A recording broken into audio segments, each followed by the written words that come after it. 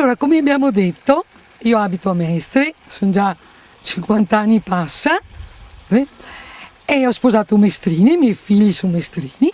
Allora, tanti anni fa ho scritto che posso. I fioi di scuola, mio marito si lavorare, e mi, come madre, e filo via vado a ciappare. So come una putea, che fai a manca da scuola, goi ganassi rosse e mi batte forte il cuore. Fisse però mi so, corrivo a e con gli occhi carisso che i piedi, col naso sento che l'odore del sale, la mia anima si destina, e il mio cervello si svuota. E mi, non so più non sento si me sapa, non guardo la gente che spense, non ascolto il brusio di chi va e chi viene.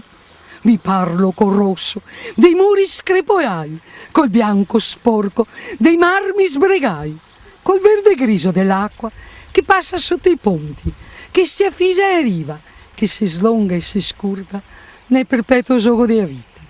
A Torsio vado, perché senza un posto dove andare, in Venezia più cea, dove non si incontra cristiani, solo gatti e scoassi, dove fassino i beis, non sei però manco bea, mi imbriago di tutto, ogni angolo è un stupore, un campieo, una scala, un posso, un capiteo, non che se oggi foresti o impostori, e sei tutta per me, e a me entra in dentro, impegnandomi tutta, taccandosi perfino sui piedi.